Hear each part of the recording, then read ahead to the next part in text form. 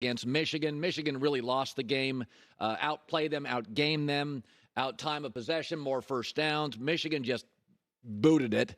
And in the end, after an emotional win, TCU was left completely outmanned by Georgia. It should be noted, if you go to the last 5 recruiting classes for Georgia, 3rd, 4th, 1st, 2nd, 1st. If you go to the last 5 recruiting classes for TCU, they're usually in the 40s and 50s. The college football national champion is crowned in December and in February, National Signing Day. The media loves Cincinnati getting in, pulling at your heartstrings, the underdog. They root for TCU or a Boise State or a Michigan State, the feel-good story. Recruiting is the gateway to national titles. That's why LSU, Alabama, Georgia, Ohio State, 3 best teams in the country right now that I've seen. Georgia, Bama. This is why I wanted Bama in. This is why I argued Bama in. Is this a beauty contest or we want the best teams? I want the best teams. I wanted Bama in. Everybody wanted TCU in. When Ohio State played Georgia, they matched up. Why? Because Ohio State's a recruiting power. Ohio State has 3 excellent offensive NFL linemen. They matched up with Georgia toe-to-toe. They've got first-round receivers, first-round corners, generally a great edge rusher. Ohio State can go toe-to-toe with Georgia, and if Georgia doesn't play well, and they didn't, they can beat them. If Harrison doesn't have that concussion, I think Ohio State beats Georgia. TCU had no chance. And everybody thinks the playoff is going to solve everything. No, it's not. It's going to make it worse. Football's a depth sport. College basketball, if you land the best high school player in the country, you can make the Sweet 16. You need layers and transfer portals and multiple top 10 classes to compete with Georgia. Can you imagine a 12-team playoff where you get that spunky Cincinnati in, and let's say they do shock the world and beat LSU. Yeah, they got Bama next, Georgia next, Texas, Oklahoma, somebody else next. Everybody thinks this playoff is going to be great for the little guy. No, it's not. It's like we used to think milk was wonderful. Now we make milk out of anything but dairy, nuts, oats. The opposite is true. Everybody thinks the playoff will help the underdog. It'll embarrass the underdog because now you'll have to win another game and another game and another game against an NFL-stacked Southern roster or Ohio State or Notre Dame recruits, and I think USC is coming and Oklahoma's always viable. But everybody's absolutely sure that this 12th playoff team, they're gonna get boat raced by the SEC. Depth is crucial. That's why you see it in the NFL. The margins are so thin. It's often the healthiest team that wins. The Chiefs lost another tackle, lost in the Super Bowl, got blown out. The healthiest team often wins because the margins are close. And in the SEC, the difference between an LSU and a Bama and a Georgia next year with Brian Kelly now at LSU going to be razor thin. The healthiest team's going to win. You know who's not going to win in the playoff? The heart-tugging underdog story that may pull off an upset and empty their emotional bag. But then they have to beat 3 more powerhouses to get there. Now's the closest way for the little guy to get in. TCU did. But you saw how they stacked up. So this idea, this media narrative about, oh, we love the Boise States. I don't. Boise State, go play up in Boise. That's fantastic. You know who I want my national championship? NFL bodies. I want Ohio State in. I want Michigan's. I want Georgia. I want LSU. I want Bama. I don't care about the story. I care about the football. And last night is the issue I have with the sport. Everybody in the world with a functional brain knows that TCU doesn't have the NFL bodies to play Georgia. It's a great story. It's not a great team. But Michigan played like crap. Michigan, Georgia would have won. But it would have been competitive. Michigan's got great O-lines and great backs and NFL bodies. But, sometimes it just cracks me up. What you think is true. Milk does a body good. I don't know. They're making it out of oats and nuts now. I don't think it's that great. I get sick when I drink milk. I don't know. I know a bunch of people that are like, can't handle milk. I don't know anybody that says, oats make me sick. Just saying. J-Mac with the news. No. Turn on the news.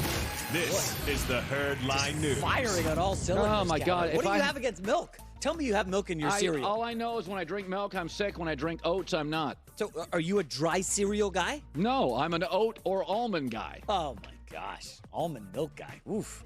A quick note on last night.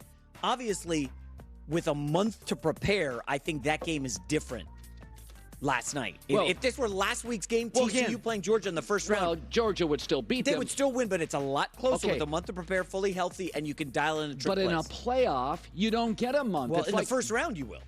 Okay, great. But then you have 5 more SEC teams to get through. Yes, you're not getting through the next couple rounds. But the first round, we could see some upsets. Yippee! Just like the A 12 beats a 4. Yippee! Then it's gonna give you 6-7 blowouts like last night. I'm for the playoff because I want more college football. Yeah. It's just the stories that everybody tries you to buy into. Cincinnati's got no business being in a playoff. Well, remember, the transfer portal is closing the gap a little bit. Not a ton. It is. Because I look at the transfer portal, and it seems the best players are transferring to Alabama.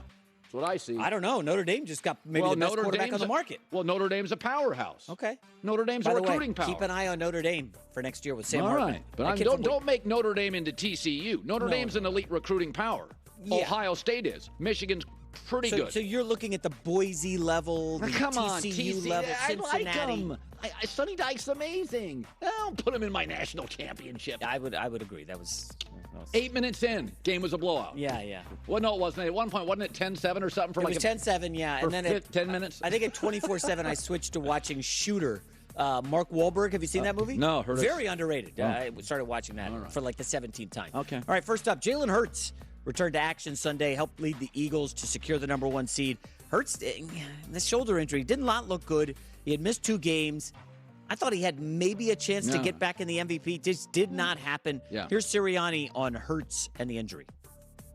We didn't feel like there was more risk, but, I know he was hurting. He was hurting bad. And but that's the kind of competitor that he is. That's the kind of the person that he is and the kind of teammate and leader that he is, that he was able to go out there and stick and tough through it. I had some things I had to battle within myself. I knew I wanted to be available for my team. It's really tough being out, let alone, taking some losses when you're out. So I want to be available for my team. I really feel like if you want something, you got to do what you got to do to go get it. Yep, there you go. How you feeling about the Eagles, Colin? I think the Eagles are going to win a lot of playoff games. I think the Giants are going to beat the Vikings, and I slept on it. Cowboys beat Brady.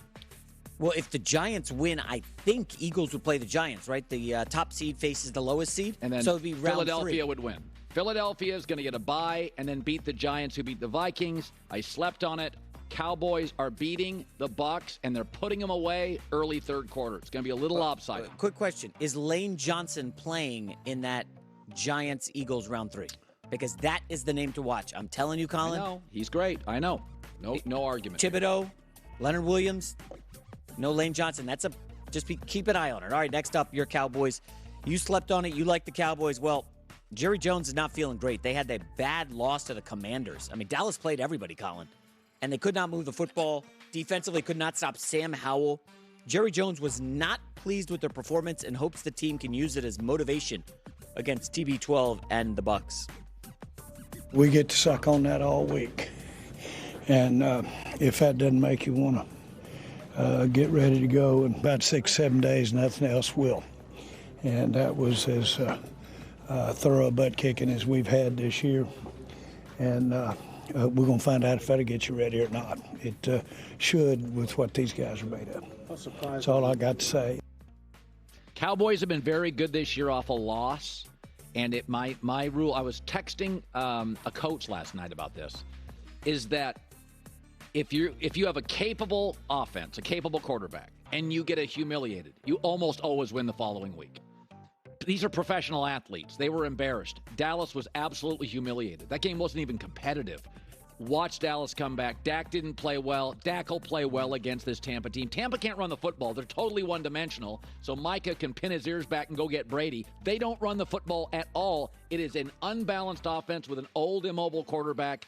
Dallas is going to roll. Well, Tristan Wirfs is apparently healthy, and Tristan Wirfs against Micah Parsons, if he takes him out of the mix. Colin, I'm more curious, where are you on the mindset of Dak, who was not good in the playoff game last year, and McCarthy, who was abysmal and could be coaching for his job? I think they'll compartmentalize it. They'll use the Washington performance, be totally focused against the Tampa team that has been anemic offensively for the entire year. I don't want to outthink this. This feels like how, remember Brady when he left New England? He lost at home to Tennessee and they couldn't move the ball. Right. And he's like, I got to get out of here. He's going to lose to Dallas, can't move the ball, and say, I got to get out of here.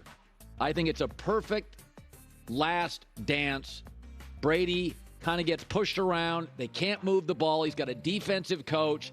Let's go to San Francisco or the Raiders with new weapons. Coaching advantage to McCarthy or Bowles? Well, McCarthy's won us